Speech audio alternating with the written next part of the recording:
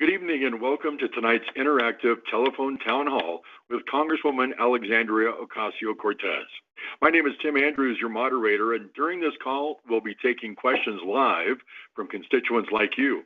If you'd like to ask a question, simply press *3 now, just *3. You may also sign up for our newsletter by pressing *6 at any time during the call. But again, this is an interactive telephone town hall. If you'd like to ask a question, simply press *3 to ask your question, or again, *6 if you'd like to subscribe to our newsletter. Also, you can participate in today's event in Spanish by pressing *0 on your telephone keypad right now. With that, I will turn it over to Congresswoman Alexandria Ocasio-Cortez. Congresswoman? Of course, thank you so much. And thank you for joining us here today. We're just very excited to be able to host this town hall with all of you. In case you haven't noticed, especially if you're dialing in from home, we're doing a little bit of a new format today in an attempt to try to reach even more constituents. So we're doing a new tele-town hall format. And, also feel free to let us know how that works out for you all as well back home. So we're very excited about all of that. And we thank you very, very much for joining us here tonight. So this is our November town hall. We're very excited once again to be connecting with each and every one of you. And as always, our monthly town halls are an opportunity for our constituents to be able to ask questions, be able to directly access their member of Congress and to have their voices heard. Since we've last spoke and since we've had our last town hall, a lot has transpired both domestically in our city and around the world. Our last town hall occurred shortly before the horrifying events of October 7th and everything and every day that has transpired since. And I want to make sure that we create, some space for that and to also provide you an update on a lot of what I've been working on and what our team here has been working on as well. As we all know, on October 7th, there was a horrific attack that Hamas had committed in Israel that targeted over 12,000 victims in Israel. Over 80% of those victims were innocent civilians that were targeted, children, elderly people, innocent folks. And that precipitated, additionally, an enormous response by the Israeli government as well, where we have seen, in addition to the 1,200 lives lost and taken by Hamas on October 7th, we have also seen over 14,800 Palestinian lives taken in the Gaza Strip due to the massive bombardment campaign that has occurred since. Now, in terms of our position and what how our representation has engaged in this matter, immediately on October 7th, not only did we issue a condemnation of the Hamas attacks, but we've also called for an immediate bilateral ceasefire. I was one of the original co-sponsors of the ceasefire resolution in the U.S. House of Representatives, calling for an end to both the bombardment and the release of hostages. And what we have seen most recently is a hostage deal begin to be enacted around just over this weekend, where we started to see a temporary ceasefire deal in exchange for hostages. Today, we saw the release of several hostages by both Hamas and the Israeli government. Mostly women and children have been released by Hamas, and young teenagers have been released by the Israeli government. Young Palestinian teenagers have been released by the Israeli government. Where our position is right now is that we want to advocate for the continuation of this ceasefire. I want to be very clear that that war crimes do not justify or constitute further war crimes. And what we have seen has been just an enormous amount of bloodshed. And that is just simply the human toll of this is unacceptable. And we have continued to maintain that position, advance that position as we work to try to find a diplomatic solution to what we all know to be an extraordinarily intractable and difficult situation. And so that is currently where we have engaged. I have also engaged in asking questions around the deployment of white phosphorus in Gaza. I have met with the families of Israeli hostages and advocated for their release. I've also borne witness myself to footage of both the Hamas attacks as well as many of the Palestinian lives that have been taken in this horrendous outbreak, most recent outbreak of violence. And I think what is most important for all of us to really make sure that we center is the human toll and the human cost.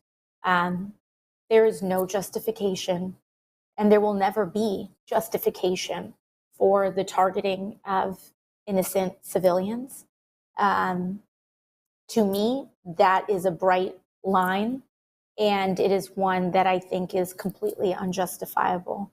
And when we see this cost, when we see the human cost of what happened in the Hamas attacks, when we see the extraordinary human toll of this indiscriminate bombing campaign in Gaza, we must be able to see that this situation is unsustainable. And there is no clear solution that this violence leads to. And I think it's important for us to deeply understand that. And so that is kind of where we are there. That is the latest development in that situation.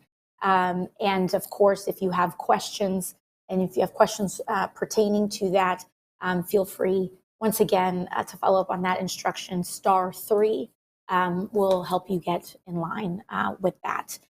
So that's kind of one of the first major developments. Secondly, one of the other major developments since we've last spoken has been this continued threat of a government shutdown, which we have been able to successfully avert twice, which, I'm very happy to be able to announce some of that news. We had the initial threat of a government shutdown back, I believe, in September.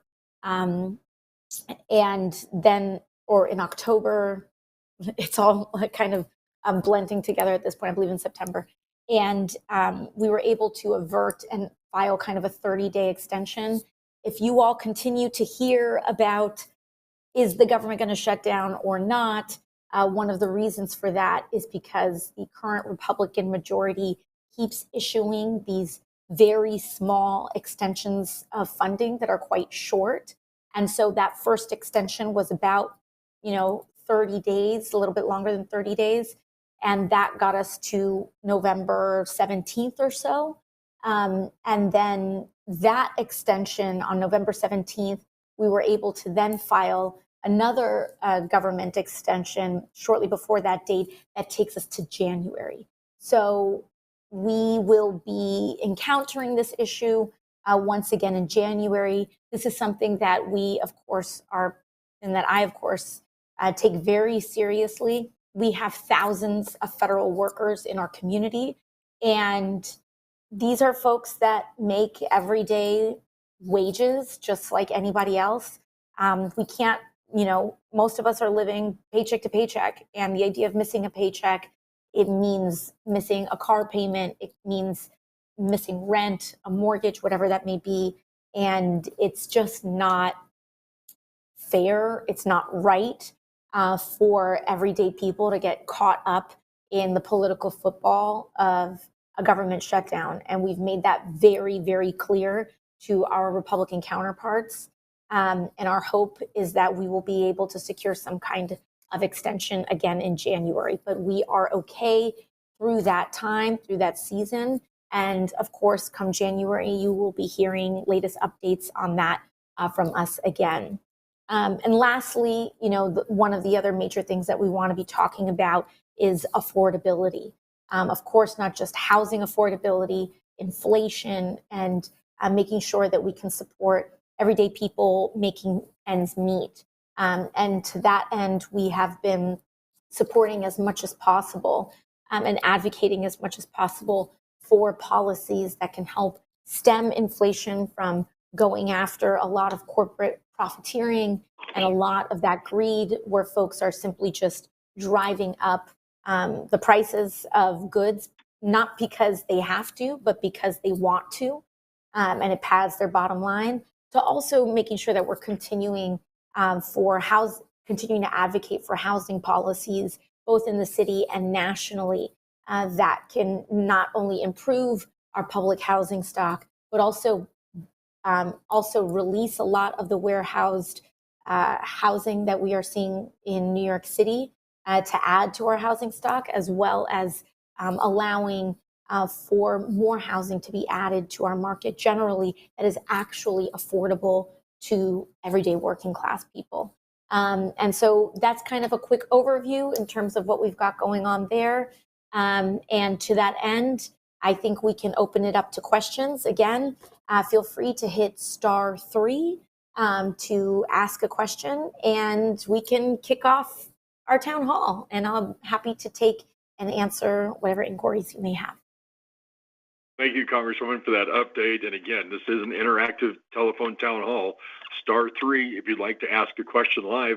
And remember, you can press *6 if you'd like to subscribe to our newsletter. Again, that's *6. We do have a couple of poll questions for you this evening, and we'd like to start with our first poll question before we go to our first caller. The first poll question: do you support a bilateral ceasefire between Israel and Hamas? Simply press 1 for yes, press 2 for no. Do you support a bilateral ceasefire between Israel and Hamas? Press 1 for yes, press 2 for no, and thanks so much for participating. Let's go to the Bronx. We have Josh on the line who pressed *3. Hi, Josh. Thank you for calling in this evening. You're live with the Congresswoman.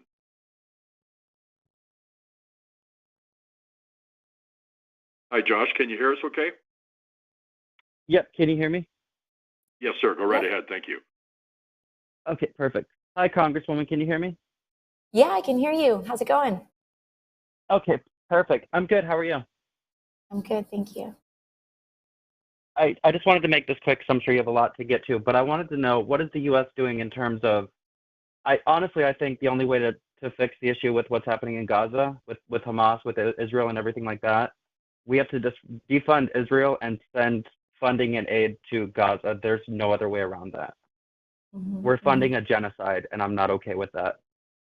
Yeah, no, I mean, I completely understand your concern. And in fact, one of the things that I've been raising continually is the nature of U.S. aid to Israel and how unique it has been, and the way that it, in my view, has potentially added to the unreal human cost of what we're seeing in Gaza. The United States does not condition its aid to Israel, and not in the way that it does to nearly anyone in order to stop that aid or in order to make us second guess that aid. We are really risking writing a blank check for atrocity. And I do not believe that that is a responsible policy. We actually have laws, U.S. domestic laws that we must adhere to, known as Leahy laws. And what Leahy laws say, these are laws that are currently in the books in the United States, is saying that forces that are recipients of U.S. military aid cannot be engaging in gross human rights violations. And if they are engaged in gross human rights violations, then that aid must be either pulled, reconsidered, conditioned, etc. Now, in my view, and I think in the view of many people in our community, and I want to take a moment to also say that thousands of you all, thousands of constituents, confirmed constituents, have been calling into my office, calling for a ceasefire, calling for the conditioning of aid.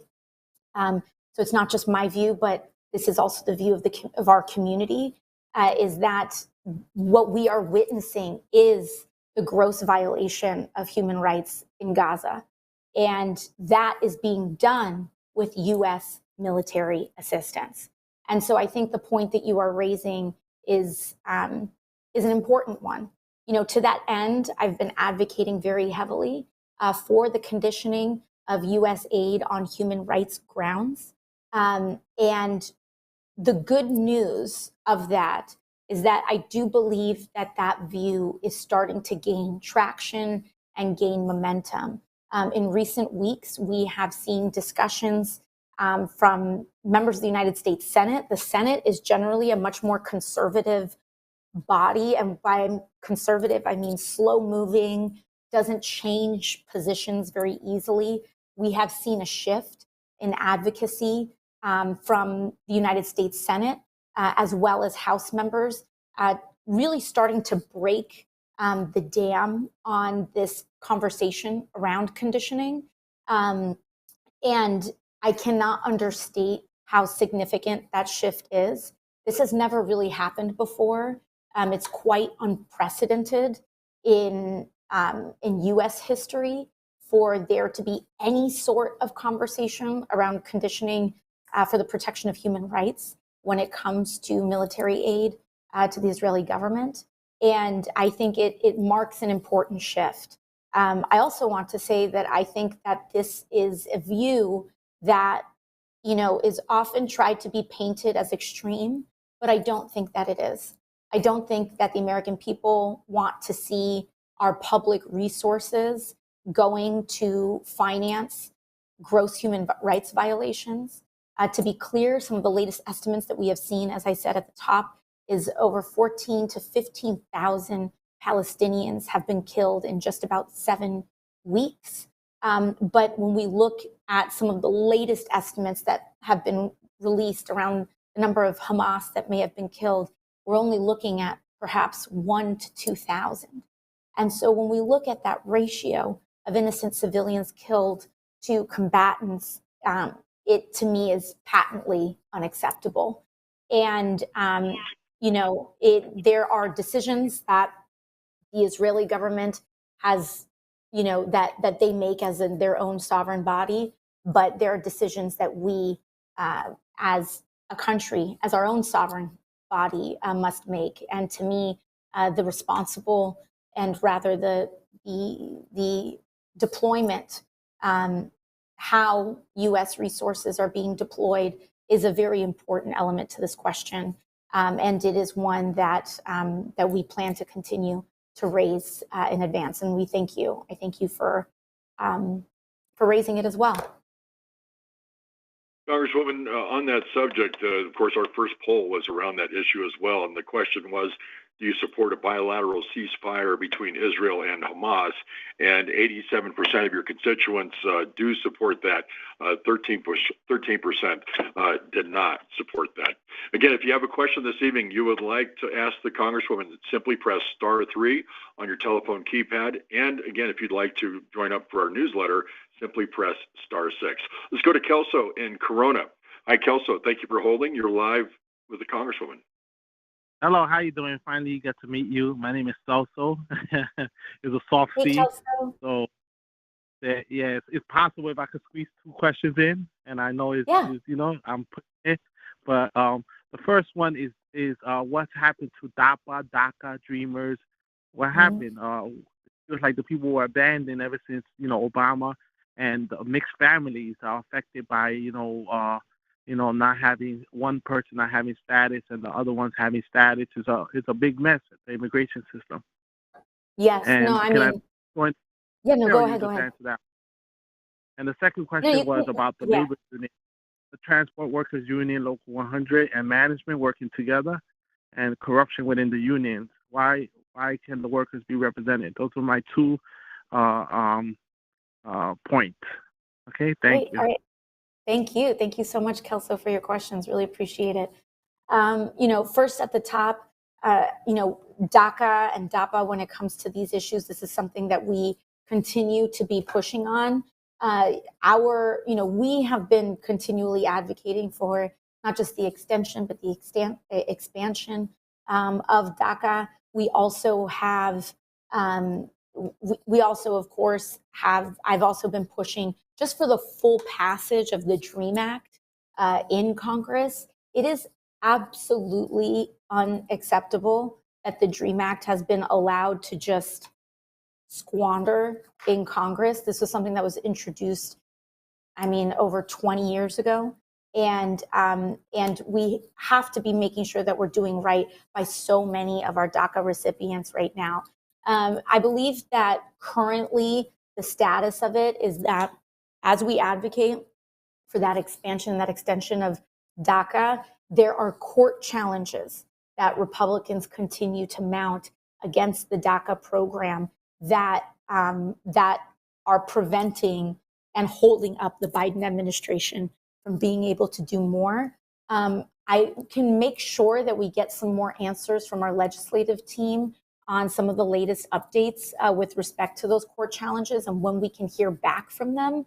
I'm not sure if the current, I'm just trying to check here. I'm not sure if the current, if DACA is going to be heard in the current round of Supreme Court cases. I need to make sure that I have the latest data on that. If so, then we would hear about it from potentially around June of next year at the latest. But if they're not in this latest round that's working its way through the courts, then we really want to make sure that we get some of those latest updates for you. But this is definitely a top issue for us, and we're happy to continue to send you some additional information around that. But it's awful what is happening in our community because of this, and it's not okay that so many DACA recipients are just hanging in the balance. Mixed status families are hanging in the balance, and we really want to make sure that we advocate, because to just have all of this hanging in a court balance is just not, we can't live our lives like that. People need to be able to work jobs. They need to be able to have a path to citizenship. And once we're able to extend DACA, at the end of the day, DACA is still a Band-Aid. This has to be enacted in law. And immigration has not, I've been very disappointed about what has happened with immigration.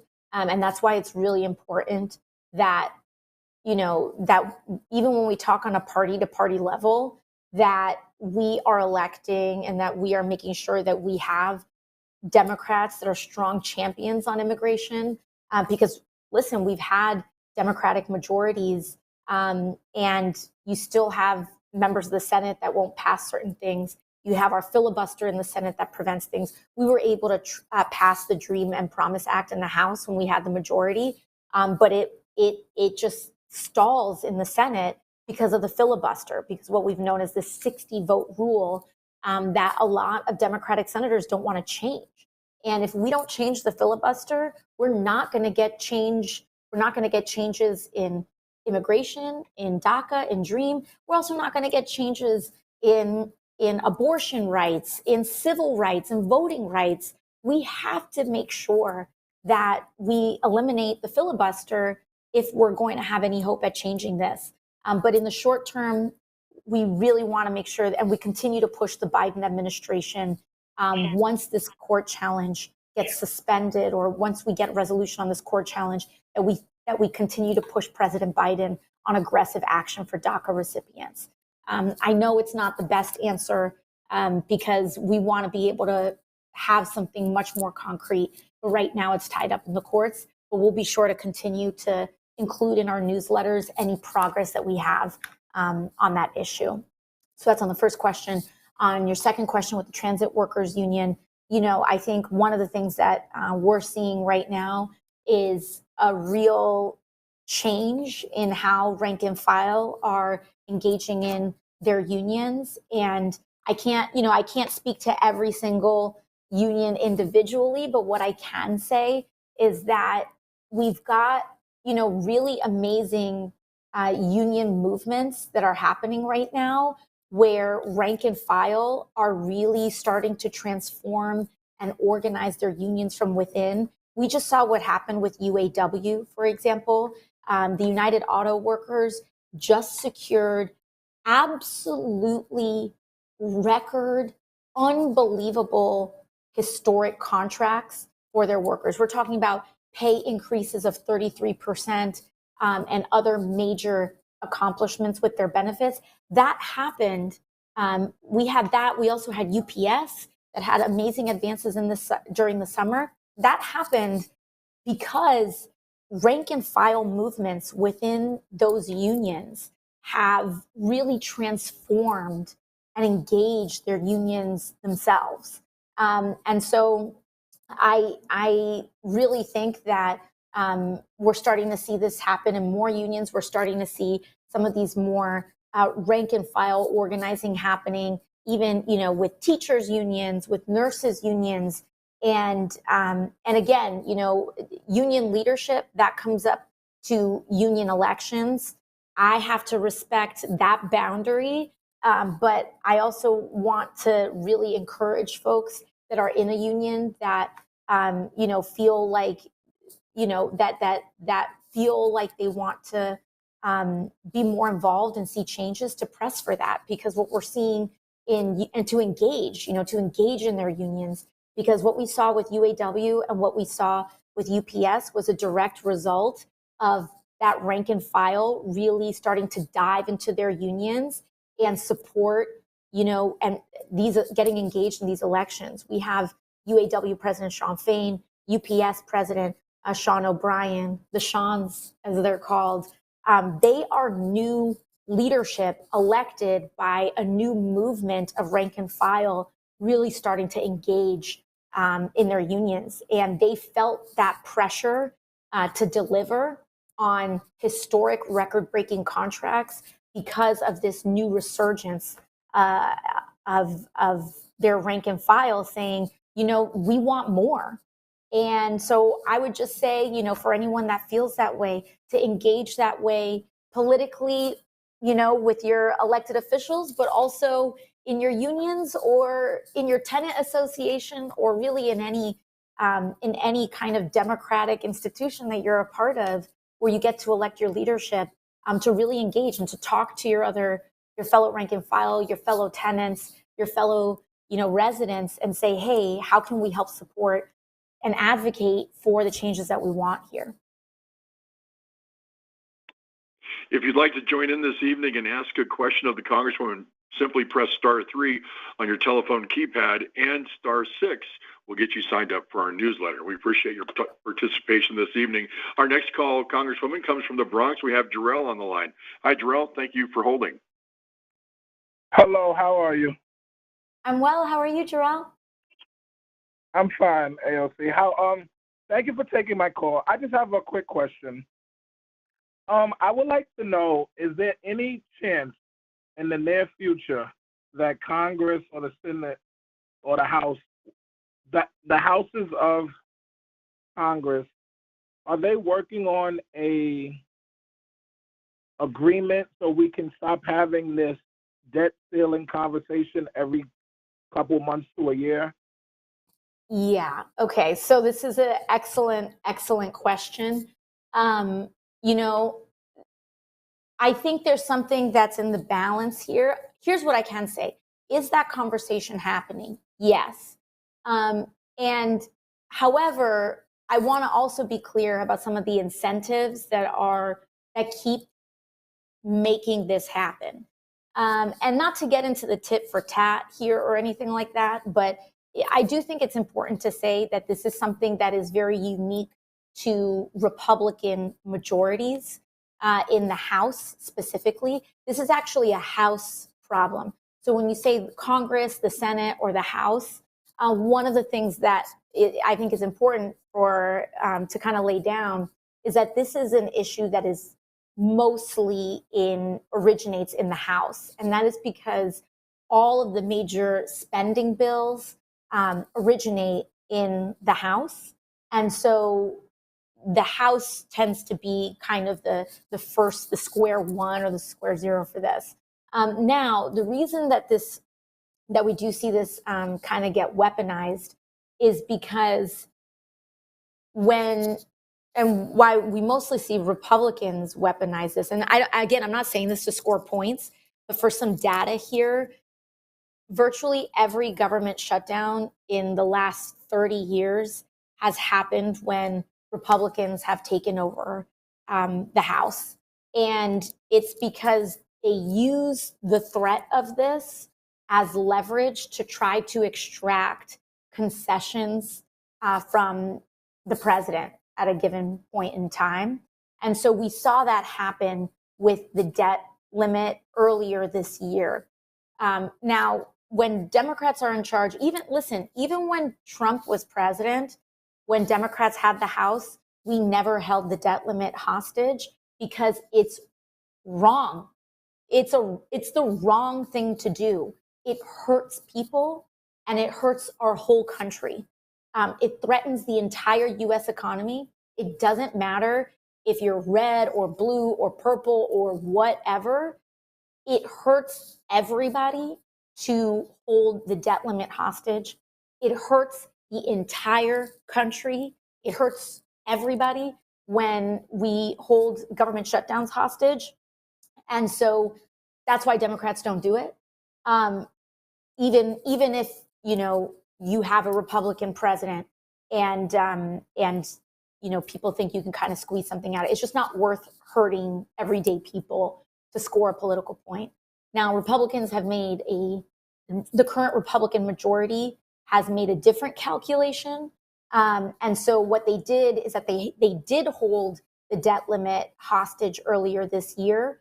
And what they got, by holding the entire U.S. economy hostage, they extracted certain things from Biden, who does not want to see everyday people get hurt.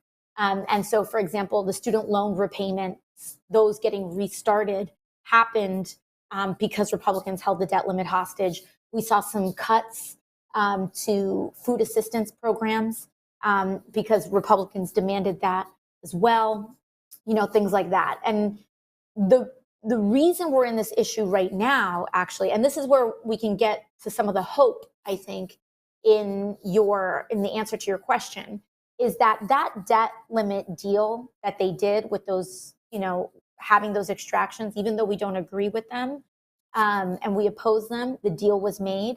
And that was earlier this year. Now that deal has to be enacted through what is known as the government appropriation. So when the government shuts down, it's because we didn't pass this given appropriations bill. And so the deal was that Biden was going to give on that, and they were going to pre-agree on the appropriations levels.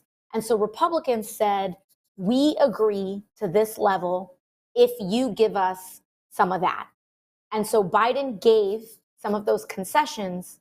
And why we are in the situation now is because now it is time for Republicans to actually sign and pass the bill that they said they were going to pass. And now they don't want to do it, even though they already agreed to it. So they already said, we're going to do this. We agree to the spending level. And now when it's time to cut the check, they're saying, well, I don't think so. I don't want to do this. And that is actually why we are at this risk of this shutdown. So there's two possibilities to come from this. The first thing that had happened, is something known as a CR, a continuing resolution, is to just keep the levels at where they currently are at. And that's what we did that's what we did earlier this fall. That is also why Kevin McCarthy got kicked out by his own party as speaker, because there's this kind of rebellious side that just doesn't want to keep to their word. And so he got kicked out. But the pain of that, this country went, over a month without a speaker. Now we have a new speaker, Mike Johnson. He also passed a CR. Now the difference is that Kevin McCarthy got kicked out for his CR. But Mike Johnson, when he did the same thing, he did not get kicked out. And so, there's two ways that this can go, maybe three ways that this can go. The first way is that January comes and we get a CR again, and we're able to maybe lock in something longer term that can maybe get us through the end of the year. And then we'll see how the midterm elections go. And if Democrats are in the majority again, then we don't have to worry about this for 2 years. And this is just not going to be an issue for about 2 years. So that's option A. Option B is that Republicans go back to where they were at, and they say they stomp their feet and they don't try to adhere to the agreement, and they force a government shutdown. I actually think that that is less likely. And I think the reason for that is because they went through so much political pain in all of these shutdown threats and with kicking out the speaker. Republicans right now have yet to prove that they can govern. And that creates real political pressure. And I think if they shut down the government in January, they know that they will prove to the entire country that they can't govern. They already have proven that. They haven't really passed any significant legislation since taking over the majority. They spend all their time arguing about gas stoves and trying to invent impeachments and stuff like that. So they're broadcasting to everybody that they can't govern, but they are actually, I think, kind of self-aware about that, and they want to be taken seriously. So I do think that in January, if I had to place bets now everything can change, but if I had to place bets now, I think that they are very disincentivized to actually follow through with a shutdown. So we'll see so that's option B, is a shutdown, but I don't think they'll go for it, at least as of now. And then option C is to actually enact their deal with the president that they said that they made.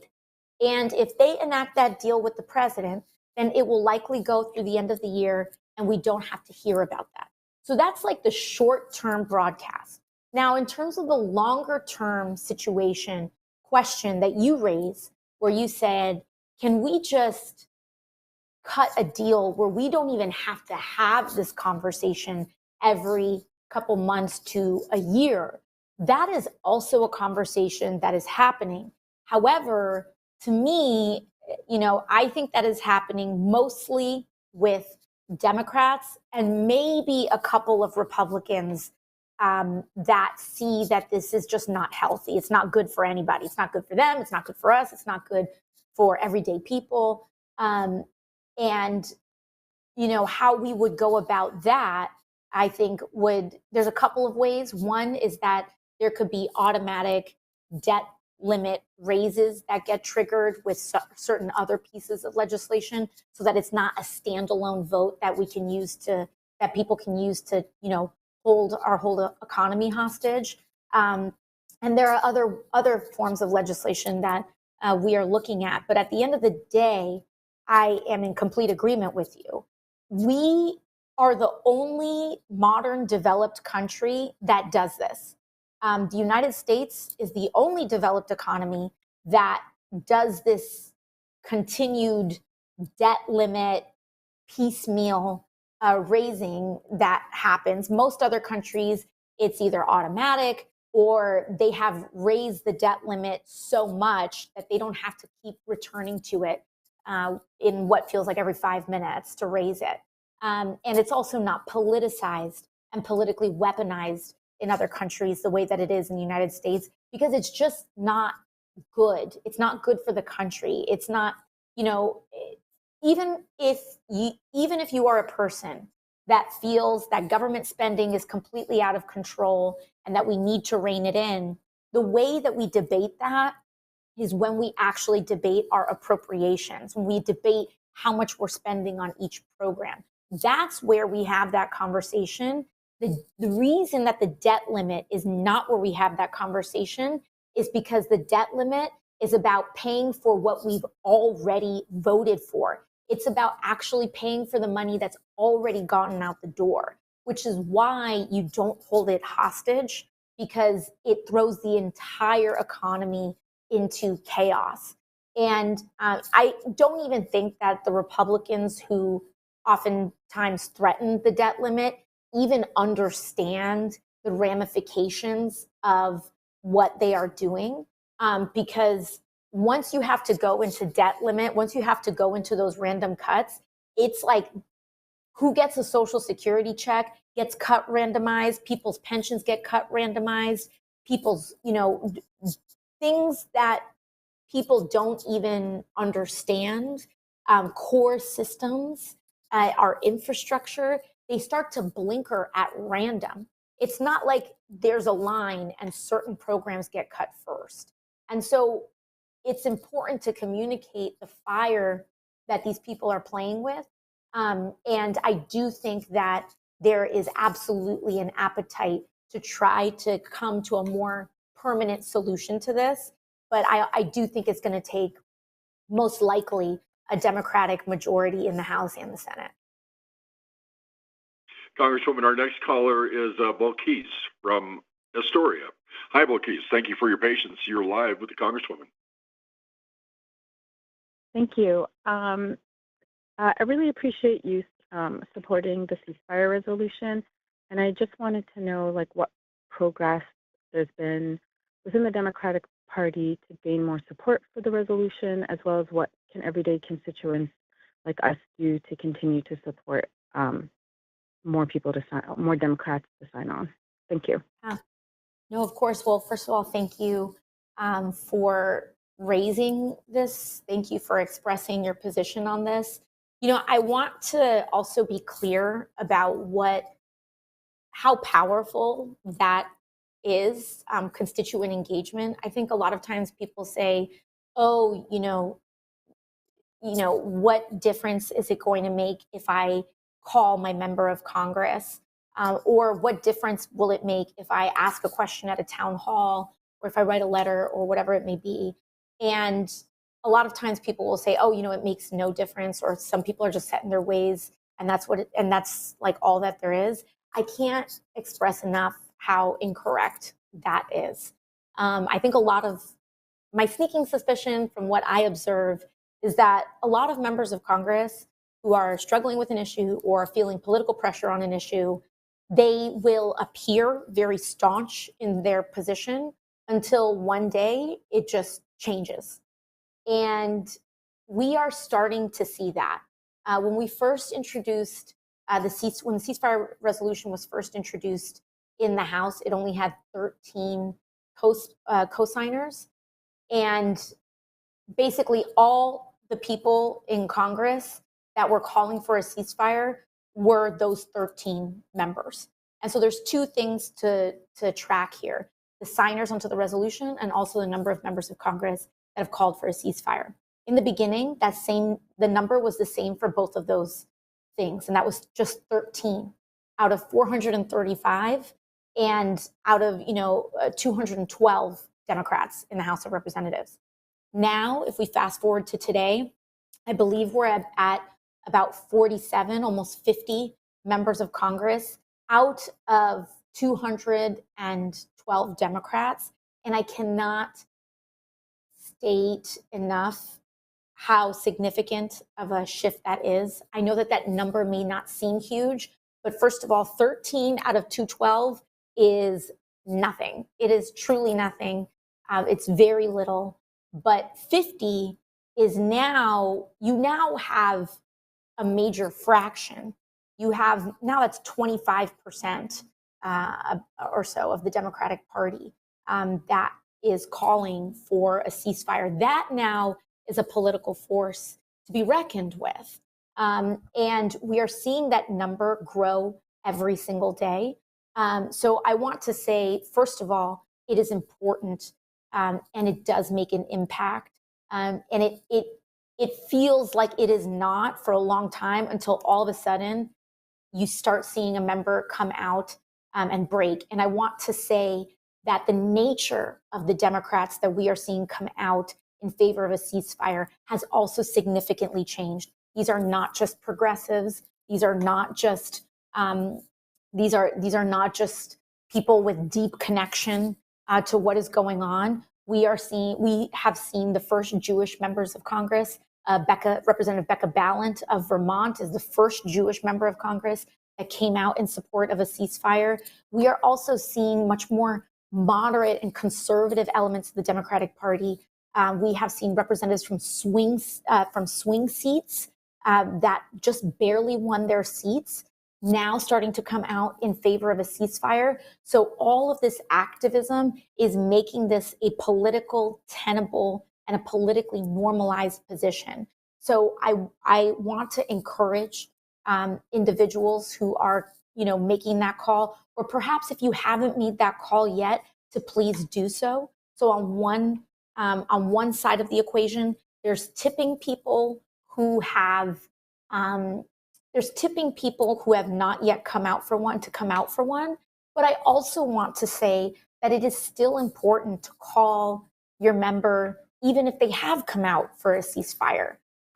If they have come out for a ceasefire, encourage them to sign on to the resolution. That's one way to do things. But also, I also want to say how all of your all calls have affected me and my representation, because there's two elements here. The first is whether you come out for a position or not. That's the first position. But then secondly, how strongly you can come out for that position, how confident a member can be in coming out for that position also really matters. If I feel like the enthusiasm or the given support for a position is tepid, it limits how much I am able to come out and advocate for the interests of our district, because I have to make sure that I am in constant communication with you all, that I'm trying to represent the views of our community. And so oftentimes in the past, especially when it comes to this issue, there actually has not been a high level of engagement or advocacy. But when it comes to this time around, and when it comes to ceasefire, there's been a much more elevated level of constituent engagement. And that helps me feel more confident walking into these rooms and saying, this is not just how I feel, this is not just my point of view, but this is where people are at. And we can't do that from Twitter. I can't do that from, Instagram. The most reliable information that I have is when you all email and call as constituents. And it's really powerful, and not just on this issue, but in every issue. And so even for people who have signed on to a resolution or who have come out for a ceasefire, continuing to engage in those elected officials is important, because you can help shape the way that their advocacy shows up behind closed doors. The more confident they feel that they are representing the views of their constituents, the more confidently they can come out and try to move in favor of a position. And so what I've also been able to do, in addition to signing on to the ceasefire resolution, I worked with Congress members McCollum and Pocan to co-author a letter to the Biden administration, also reiterating and doubling down on a call for a ceasefire on the basis of children's rights. And through that advocacy, we were able to add on about an additional 10 members of Congress on official record calling for a ceasefire directly to the Biden administration. And shortly after that letter was released, we started to see kind of a dam break with many other members of Congress come out in favor. And so, in terms of that, I would highly encourage continued advocacy. I would highly encourage, doing so, continuing to organize.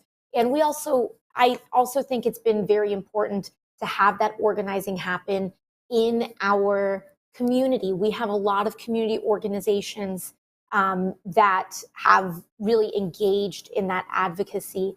And I think it's important to continue to do that, to deepen that, and to also see, there are going to be major decisions that come up. And so there's the issue of ceasefire, but there are also going to be other decisions that we're going to have to make.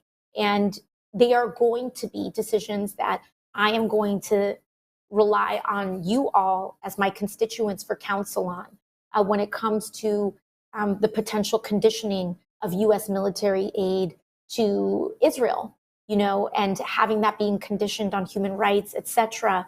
These are unprecedented and very difficult positions to take.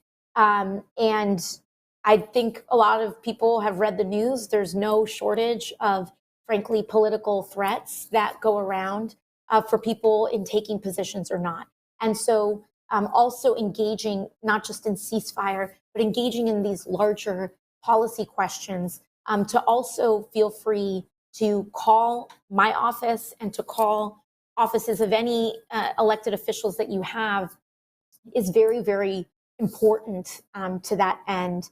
And this is a very difficult conversation, and I want to also just be respectful to that end. There's an enormous amount of trauma attenuated with this issue, and it also ties very deeply into fears around that Islamophobia showing up at home, anti-Semitism showing up here at home. And it is so important to reiterate when it comes to this issue that the people affected by an issue are not their governments.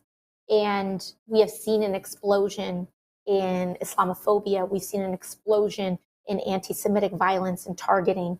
And my primary responsibility is to all of our constituents and to the people of this city. And we have to make sure that we are protecting each other in order to navigate this issue as we move forward. We appreciate all the questions coming in tonight and for you joining us for this telephone town hall with Representative Alexandria Ocasio-Cortez. Before we get to our next questions, though, we do have another poll question we'd like to ask and to get your feedback on. What federal issues matter the most to you?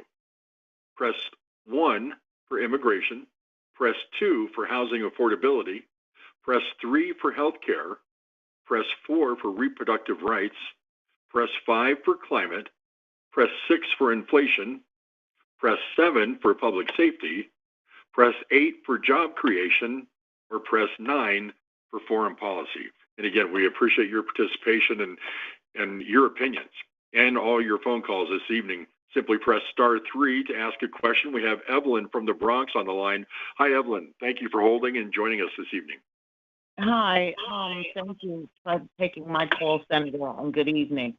My question is about the immigrants coming across the border and being bused to not only New York, but other big states within the United States. What is being done to screen the people that are coming across that border instead of just letting everybody come in as a free-for-all? I understand you have some people that are coming for sanctuary, which is safety. You have some people that may be coming for the American dream. But I mean, all I can speak on is New York. We're busting at the seams. Where are all these people going to go? I see people sleeping in the streets that are coming on those buses, and they're getting buses every day. Now programs are being cut because we can't afford the people that are coming across the border. And why don't they have a better screening process for the people that are coming across the border? Because we don't know these people's history. They could be pedophiles. They could be rapists. We just don't know. But with all of them coming in, now they want to cut pre-K, 4K. Our kids are suffering because we have nowhere to put these people. Kids got to go to school.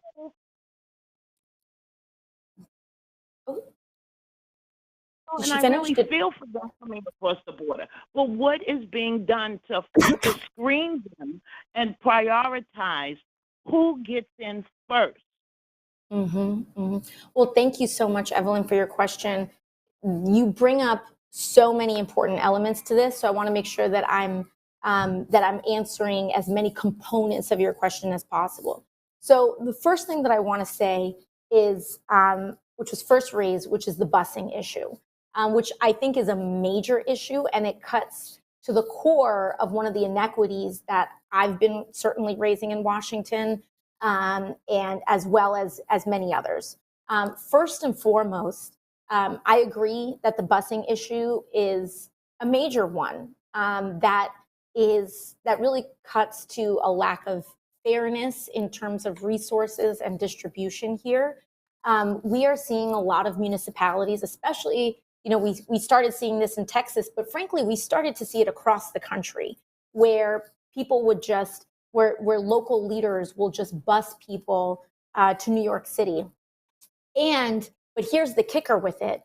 They would use federal resources. So they would take money from the federal government, and then they would keep some of those funds, which are intended for migrant relief, and then they would just buy a bus ticket and send people to New York. Now, that is not right. It's not fair. And if resources are going to go anywhere, it should be going to the municipalities that are actually doing the best job of caring for people. And so there's a fund. So the first issue here is a funding issue, because what's also happening is that you have members of Congress, you have a lot of Republicans, you have a lot of Democrats that want to send all of the money to just the border without recognizing that this issue, New York City is also a border city. When we talk about migration, we talk about visas, plenty of people cross the border, so to speak, at JFK Airport, at O'Hare in Chicago, and in LAX. And so it's really important that we talk about having actual equity in this funding here. So the first thing on that, we've actually advocated to remove federal funding for these municipalities that are just trying to shuttle people out in a very cynical manner, because that to me is not responsible. Secondly, there's actually really interesting is a really interesting fact around all of this too, is that there's all this political pressure that builds up around the border. And I want to explain how that translates into policy that does not help us, does not even help the migrant situation. And that is that every year they send billions and billions and billions of more dollars strictly to actual border checkpoints on the southern US-Mexico border, which is actually not the central problem that we have here when we break all of this stuff down. In fact, we have authorized more money, and we have authorized such a high level of, for example, hires just to be deployed at the southern border, that at the end of the year, we can't even fill it. So we are allocating all of these resources and all of these positions that we can't even fill. So we're overfilling that in response to kind of a political football situation, but we are under-resourcing programs that are actually being used and needed, like what we're seeing here in the city. And so what's happening is that the cities and that the municipalities and places that are actually absorbing this operation are getting underfunded, but a lot of the militarization of our border is getting overfunded to the extent that they can't even spend it, or they can't even fill the positions in time. And so the first thing that we need to explore here is a proper allocation of resources. And instead of overfunding one and creating all of this waste, because that's what's going on, waste, we are underfunding the other. And so we need to balance both of those things out. So that's issue number one. Now, question number two that you had, which is, how is the screening going on? What's going on with that, et cetera? Now, earlier this year, the Biden administration rolled out something known as CBP-1. And they actually really did tighten very, very severely a lot of the ability for people who are even seeking asylum to come across. They have to be pre-screened, and they go through an enormous amount of that screening that kicked in to a much higher gear several months ago. And we've actually seen that any sort of crime that may result, like when we look at what's happening at the Roosevelt Hotel, there are very few to almost no incidents that we see. It's extremely, extremely low. It is nowhere near what we see as average for a population. And so that screening is kicking into place. It kicked in through this thing known as the CBP-1 app. Now, I have certain concerns because there's facial recognition technology that I don't think is fully vetted or tested yet that's being deployed, but that's a separate issue. So that got kicked in there. But now, thirdly, I want to talk to you as well about, I think, the most important element to your question, which is what we are seeing play out on the city level, which is this idea from Mayor Adams that now we have to do across the board cuts on our services, on schools, on libraries, on summer youth employment in order to accommodate for this migrant, in order to accommodate for all of this migrant operation that the federal government is underfunding. Now, I want to speak to that directly because, to be very frank, I'm not sure if I believe those numbers. I'm not sure if these cuts are actually justified, because the math, I don't believe that Mayor Adams has really shown his math to everyday people to actually see how this operation is meriting the severity of the cuts that he is proposing. When we've had this conversation with City Hall, a lot of this is about projections for the future. And it's much more rooted in those future projections than what we're actually seeing play out in the books. I am extremely concerned about these cuts to our libraries, which are unacceptable. All of these across the board cuts around all of our agencies. But at the same time, I'm not sure, I have not been convinced by these numbers that the migrant crisis covers 100% of what is going on here. I think that one of the things that I've come out for is for more transparency around that, because the absolute last measure of resort should be cutting our public resources.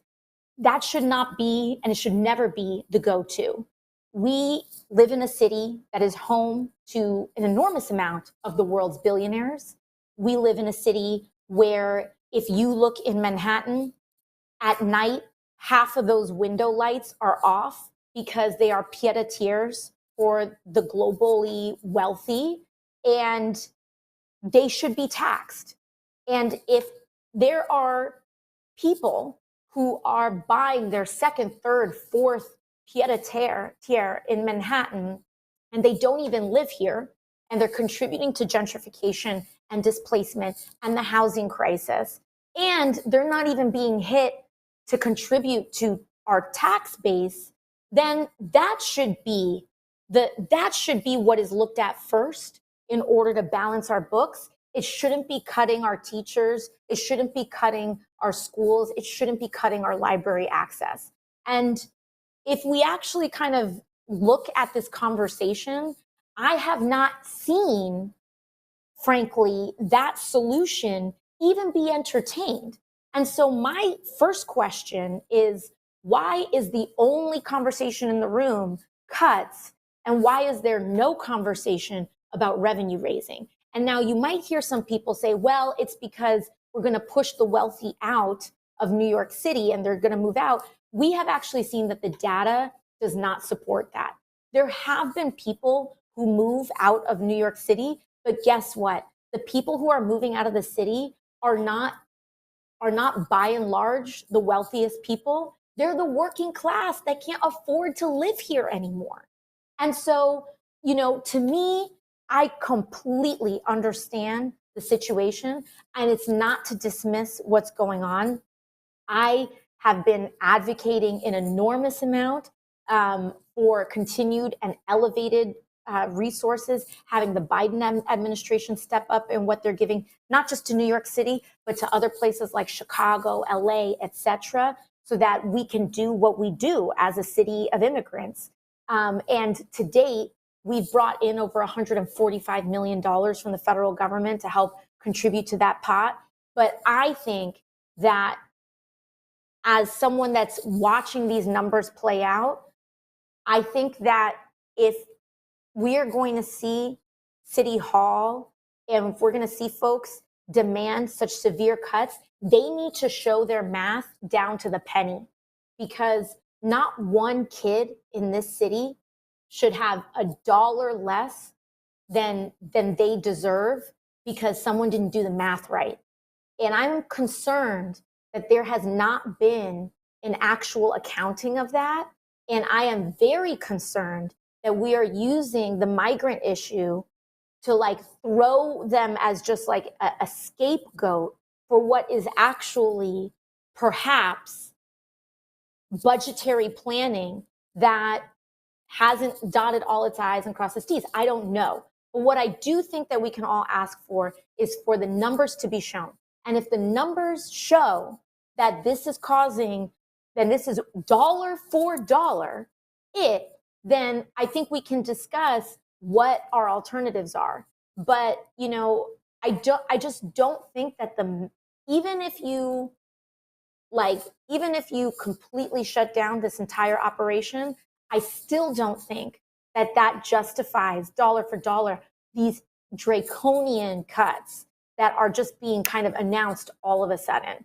And so, that's where I'm at on all of this. I think we can advocate for more transparency on that, because I'm in complete agreement. There is no way, shape, or form in which our cuts to our public services, essential public services, like our libraries, our schools, our healthcare, our housing, is acceptable. Not now, and it's not something that I'm willing to sacrifice.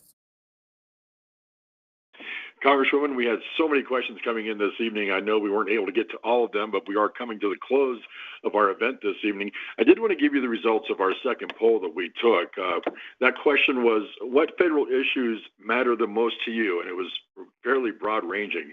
11% voted for immigration was the most important issue. 17% said housing affordability. 18% said healthcare. 12% reproductive rights. 16% said climate was the most important federal issue. 6% said inflation. 8% said public safety. Foreign policy, 11%, and job creation, 1%. And with that, I just wanted to share those poll results with you, Congresswoman, and give you a chance just to close this evening with any final thoughts you might want to share. Well, first and foremost, I want to thank every single person who's been on with us tonight. Thank you so, so much. Really, it is this engagement and it's you all really participating in this that makes me a better member of Congress. It makes me more confident every single month when I go back to DC saying, this is what my constituents are feeling. This is how they, this is what they think about things. And so it really helps me do my job better when we have such wonderful and robust civic engagement. So thank you all for taking the time out of your day, taking the time out of your month, for joining us for this town hall. I'm so sorry to the folks that we couldn't, to whose questions we couldn't get to, but hopefully we can get to you next time. And we're just very thrilled. This is a new thing that we're trying in terms of this month's format.